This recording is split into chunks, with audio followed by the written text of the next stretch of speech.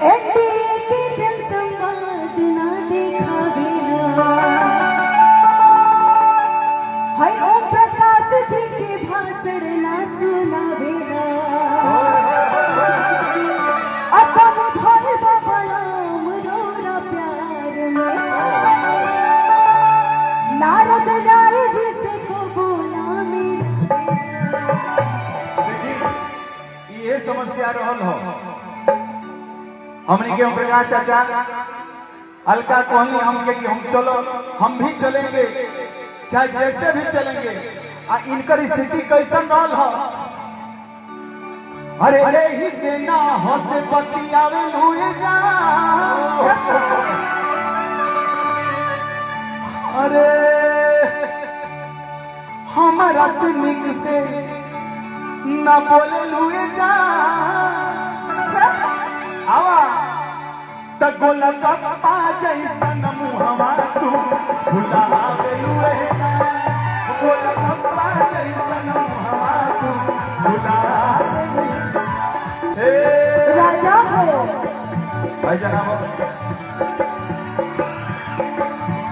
चलिए हाथ उठा के बोलिए भारत माता की। ए राजा हो कोई सुनी एनडीए के जनसंवाद ना देखावेला, ओम प्रकाश जी के भाषण ना सुनावेला, तपन भर बबलाम रोरा प्यार में, नारद राय जी के हमसे ना मिला। एही से ना हंस बतियावे लुए जा, एही से ना हंस बतियावे लुए जा, गोला कप्पा जैसन मुहवा तू भुलावे लुए जा, गोला कप्पा जैसन मुहवा तू भुलावे लुए जा।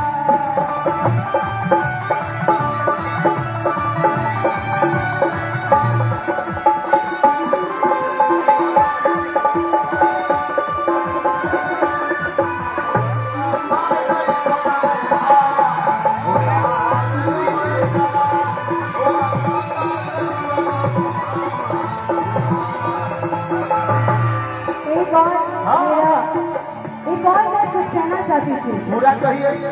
आज जो विशाल जनसंवाद लगा है ठाकुर जी, हमारे चारों तरफ सैलाब की तरह सभी लोग प्यार आशीर्वाद देने आए हैं, और जस्ट इसके बाहर काफी ज्यादा ठेला भी लगा हुआ था। ए राजा मेला ठेला को बोला घुमावेला,